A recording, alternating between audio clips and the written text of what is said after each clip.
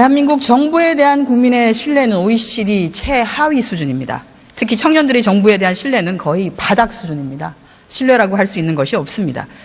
며칠 전에 나온 고려대 정부학연구소하고 한국리서치가 조사한 일반 국민과 정책 전문가들이 매긴 대정부 신뢰도도 5점 만점에 1.79점으로 최악의 상태입니다.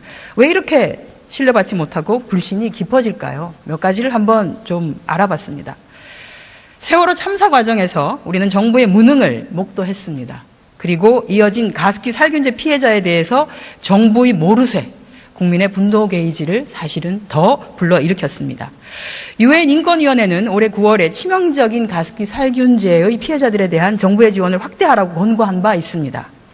그런데 가습기 피해 구제법에 대한 기획재정부의 입장을 봐주십시오. 재정당국은 가습기 살균제 법 만드는 거 반대합니다. 그래서 환경부 보고도 해당 상임위에서 반대하라고 합니다. 만약에 법안이 통과된다면 기재부는 법사위에서 막겠다고 합니다. 그리고 기재위에서도 관련한 국가재정법을 통과되지 못하게 할 거라는 겁니다. 기금의 설치가 아닌 비슷한 개정인 구제 개정을 만들더라도 국가재정 투입에는 반대하겠다는 게 기획재정부의 재정당국의 입장입니다. 왜 기획재정부는 우리나라 재정당국은 가습기 살균제 피해자에 대해서 이런 입장을 갖고 있을까요? 말씀을 드릴까요? 그 부분에 관해서는 기재부가 잘 알겠습니다만은 제가 알고 있는 바로는 이 가습기 사태는 가해 기업이 있는 그런 사태입니다. 누가 이것을 가해했는가, 누가 피해를 일으켰는가에 관한 명백한 가해자가 있기 때문에 이 부분에 관해서는 원인을 제공한 그런 가해자가 책임을 지는 것이 기본적으로 맞고 정부의 입장에서는 그것에 보충해서 필요한 부분들을 또 보완해서 가습기 피해자들의 어려움을 해소해 나가도록 그렇게 같이 지원하는 것이 방향이다. 저는 그렇게 알고 있습니다. 그 말씀도 일정 부분 맞습니다. 그러나 이미 해당 기업이 폐업을 한 곳도 있습니다. 한 군데가 있는데 그 부분에 대해서는 별도로 대책을 세우고 있는 것으로 알고 있습니다. 앞으로 폐업을 하게 되면 또 어떻게 하실 겁니까? 저는 가습기 살균제 피해자들에서 국가 재정 투입이 불가하다면 국민이 왜 내가 세금을 내야 되지라는 의구심을 가질 수밖에 없습니다. 지금까지 재정당국은 재난이 났을 때도 화재가 났을 때도 고용 불안 사태가 일어났을 때도 어떠한 방식이든지 재정을 투입했었습니다. 그런데 왜 이런 참사가 났는데도 재정 투입에 대해서 이렇게 극구 반대하는 걸까요? 총리께서는 이 가습기 살균제 피해자들이 대한민국 국민인 것을 알아주시고 재정당국이 좀 더 적극적으로 이 부분에 대해서 검토할 수 있도록 얘기해 주시기 바랍니다. 네, 검토를 해보도록 하겠습니다. 기본적인 방향은 제가 그렇게 알고 있습니다. 그러니까 교통사고가 나서 사람이 사망이 생겼다 그러면 그래서 가해자가 책임을 져야 되는 것이고 이 부분도 그렇기 때문에 기본적으로는 또 가해 기업들이 있으니까 아마 제가 알기로는 한 군데는 폐업이 된 것으로 알고 있는데 그 부분에 대해서는 별도로 대책을 세우고 있는 것으로 알고 있습니다. 그렇지만 가해자가 책임을 지는 기본 원칙에 입각하면서도 또 피해자분들의 고통이 크기 때문에 정부가 지원할 수 있는 방안들을 좀 더 광범위하게 검토해 보도록 그렇게 그러나 기본적으로 정부가 하겠습니다. 국가재정 투입에 반대를 먼저 하고 나선다라고 하면 그것은 일이 이루어질 수 없는 것이죠. 어떤 방식이든지 나중에라도 예산을 줄이겠다라고 하는 얘기밖에 되지 않습니다. 이거는 재정당국이 이 사안을 보는 인식을 보여주는 것입니다. 적극적으로 검토해 주시기 바랍니다. 기본 틀에 대해서 제가 말씀을 드렸고 그런 보완 방안에 대해서 관계부처와 협의를 해보겠습니다. 올해 안에 가습기 살균제 피해 구제법을 통과시키고자 합니다. 더 이상 이분들을 가슴 아프게 해서는 안 됩니다. 다시 한번 부탁드립니다. 자, 최저임금은 어디서 결정합니까?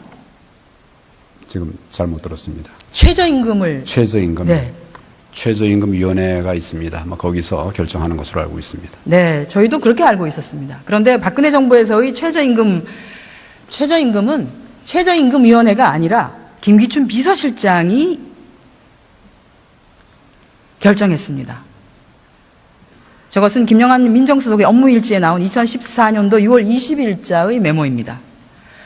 2월 30일까지 내년도 최저임금액을 결정하는데 7% 인상선으로 하자라고 하는 가이드라인을 제시했고 실지 공익위원들은 그때 7% 라고 하는 인상안을 내서 결정적으로 7.1%로 결정되었습니다.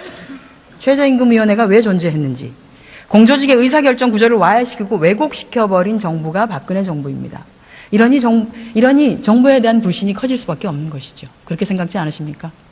최저임금위원회가 최저임금 기준을 정함에 있어서는 여러 의견들을 수렴하는 것으로 알고 있습니다.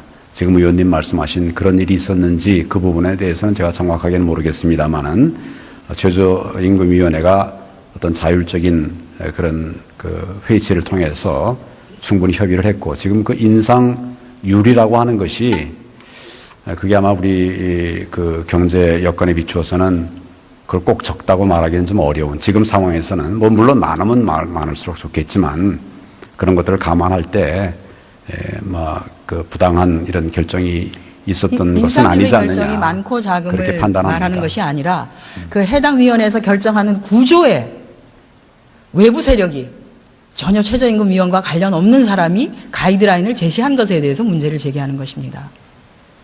그 내용에 대해서는 제가 더 파악을 해봐야 될 일이라고 봅니다. 지금 돌아가신 김영한 민정수석을 다시 오라고 할 수도 없지 않습니까? 자, 공직자들의 말 바꾸기가 하루 이틀은 아니지만 지속적인 거짓말과 허언은 정부에 대한 신뢰를 떨어뜨리고 국민통합, 즉 사회통합의 걸림돌이 될 뿐입니다. 실례로 지난해 9월 13일 날 노사정 잠정 합의를 한 이후에 당시 김대한 노사정 위원장과 이기건 노동부 장관은 임금 피크제 실시를 위한 취업규칙 개선 요건과 절차의 마련은 절대 정부가 일방적으로 하지 않으며 노사와 충분히 협의를 거친다고 명시적으로 합의했다고 기자회견까지 했습니다만 이것은 그냥 허언이 돼버리고 말았습니다. 크고 작은 이런 거짓말들이 정부에 대한 신뢰를 떨어뜨리는 것으로 나타난다. 저는 이렇게 생각합니다. 그렇게 생각지 않으십니까? 그 부분에 관해서는 노사 간의 합의, 노사정 합의의 정신에 입각해서 진행을 해온 것으로 저는 그렇게 보고를 듣고 있는데, 구체적인 경우에 대해서는 제가 좀 더 확인해 보겠습니다. 너무 업무를 좀 잘 안 챙기신 것 같습니다. 기본적으로 노동부 일인데 그런 부분에 관해서는 많은 분들이 관계가 있기 때문에.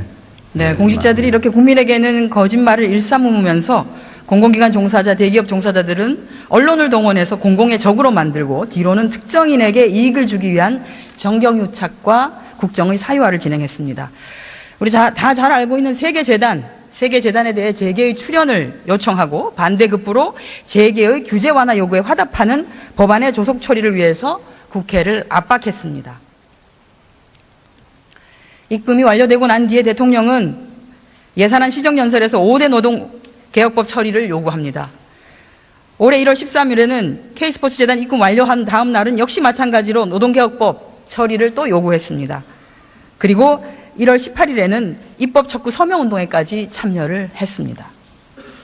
왜 이렇게 절대 일방적으로 진행하지 않겠다고 약속한 쉬운 해고와 취업규칙 불이익 변경 요건 완화라는 두 개의 지침조차도 올해 1월 22일 득달같이 시달을 했습니다. 왜 이렇게 해야만 했을까요? 기본적으로 정부의 노동개혁의 방향은 이중구조를 개선하고 일자리를 많이 창출해 나가는 것이 목표입니다.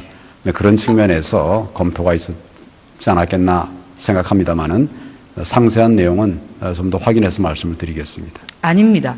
재계가 박근혜 정부에 요청한 노동 관련 규제의 완화와 관련된 항목은 총 12개입니다.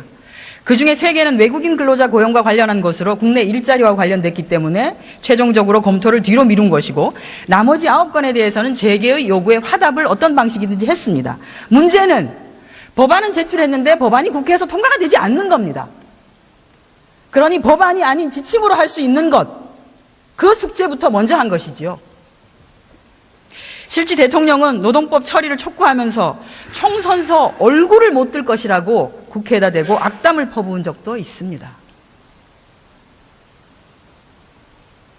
재계로부터 받은 돈, 그에 대한 화답은 해야 되는 것이죠. 법은 통과가 안 되고 지침이라도 만들어야 되는 것이죠. 그게 박근혜 정부의 실체였습니다. 민낯입니다.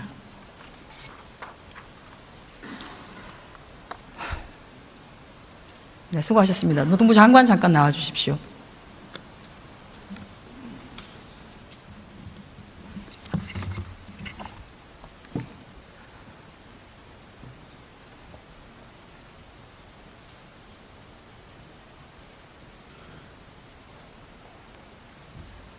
예, 고영노동 장관입니다. 네.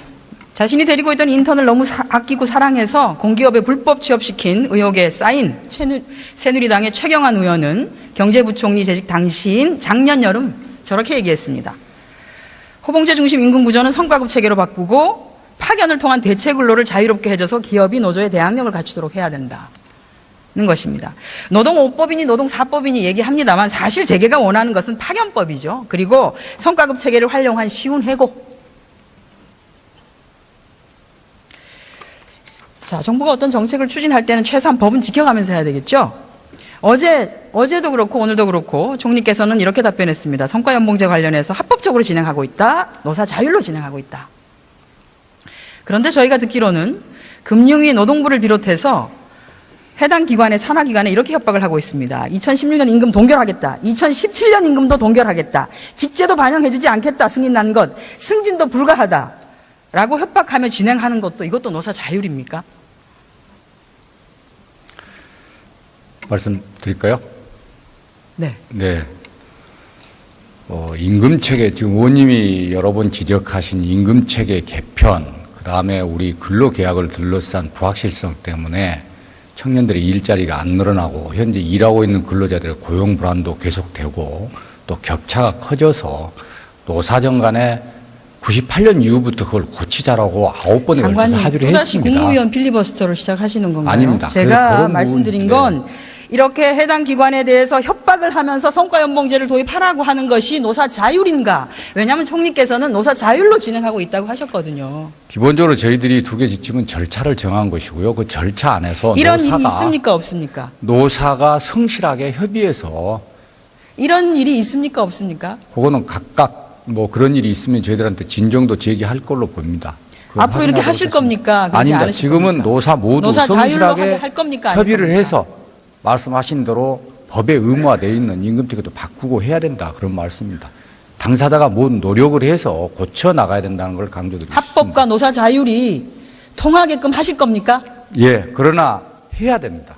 법으로 하도록 되기 때문에 임금체계를 어느 고쳐 나가야 법에 됩니다. 그렇게 하도록 되어 있습니까? 고령자 고용촉진법에 임금체계를 바꿔야 한다. 이렇게 의원님 더 잘하시지 않습니까? 제가 한마디만 말씀드리겠습니다. 네. 가셔서 2014년 4월 30일 법사위 회의록을 찾아보시기 바랍니다. 거기에 대해서 임금체계 개편이 어떤 내용으로 법사위 위원들이 정리를 하셨는지를 한번 읽어보시고 오셔서 답변해 주시면 좋겠습니다. 자, 들어가 주십시오. 네. 총리님 다시 나와 주십시오.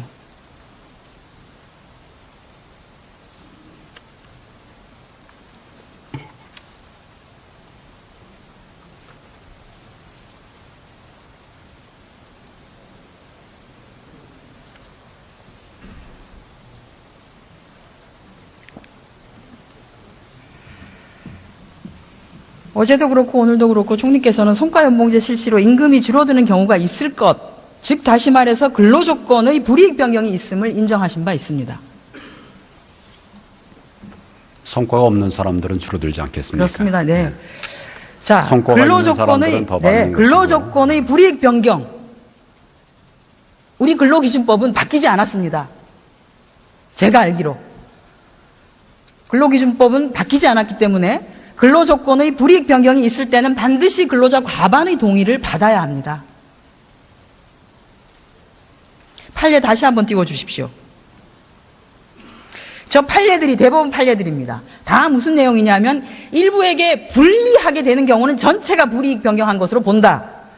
불이익 변경 시는 근로자 과반수 동의 분명히 필요하다. 그리고 전가의 보도처럼 사용하고 있는 사회 통념상 합리성이라고 하는 것은 매우 엄격하게 예외적으로 적용되어야 된다. 여긴 해당되지 않습니다. 내려주십시오. 노사 자율로 법을 지켜가면서 할 수 있도록 해주십시오. 지금 사회 통념상 합리성은 대법원에서 인정된 그런 개념입니다만은 지금 그 노사 현장에서 적용이 되고 있는 것입니다. 그런 부분들을 감안해서 지금 노사협의가 이루어지도록 그렇게 방금 보신 판례들이 안내하고 있는 것입니다. 방금 보신 판례들이 사회 통념상에 해당되지 않는다는 판례들입니다. 제가 보여드린 겁니다. 사회 통념성 합리성에 따라서 합리성에 포함되지 않는다는 판례들입니다. 글쎄요. 그것에 따라서 판단을 하라. 그것이 사회 통념상 합리성에 적용되지 않는다는 판례입니다. 불이익 변경인 경우에 총리님. 불이익한 변경이라 하더라도 사회 통념상 합리적이라고 한다면 그 부분은 집행할 수 있는 부분이 있다. 이것이 대법원의 판례로 저는 알고 다시 있습니다. 한번 판례를 찾아보시기 바랍니다. 법조인 출신 아닙니까? 다시 한번 찾아봐 주십시오. 그건 판례 보면 금방 나오는 것입니다. 네, 저 찾았습니다. 그래서 찾은 내용들입니다. 판례. 일관되게 사회 통념상 합리성이라고 하는 것은 아주 극히 예외적으로 적용돼야 하며 지금 진행하고 있는 성과연봉제는 거기에 해당되지 않는다는 것입니다. 제가 알고 있는 것과 내용이 다릅니다. 제가 한번 알아보겠습니다.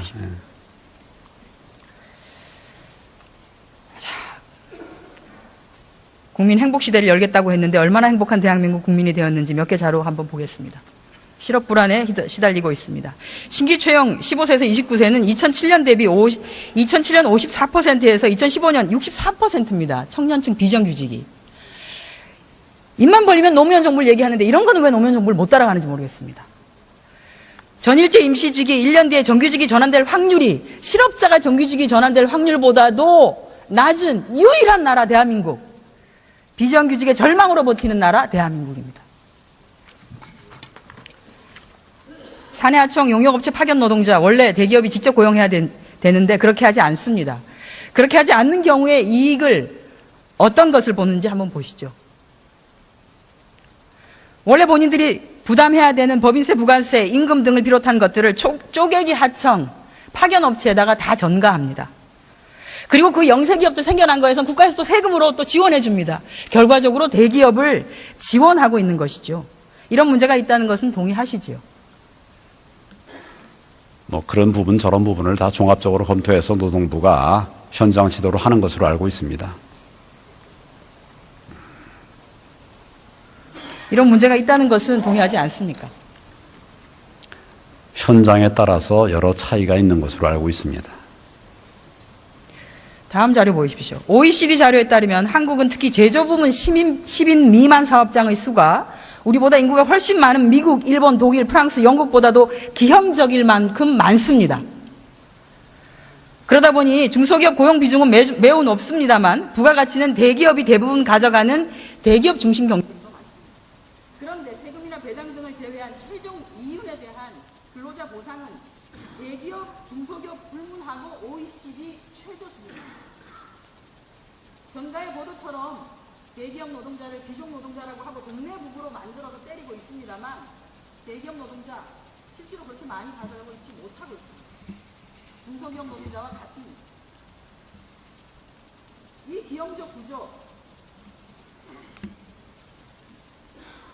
어떻게 바꾸실 수 있을 것 같아요? 어떻게 바꾸실 수 있습니까? 기본적으로 지금 의원님 말씀하시는 통계는 제가 알고 있는, 기억하고 있는 것과는 차이가 많이 있는데 기본적으로 근로자들 간의 격차를 해소하기 위한 그런 노력을 해야 된다는 그런 점에 있어서는 의원님 말씀에 공감하면서 노력을 해나가겠습니다. 대한민국은 기업과 기업주는 살찌고 노동자는 굶주리고 있습니다. 이렇게 얻은 초과 이익으로 기업주는 비선실세의 자녀에게 말을 타줍니다.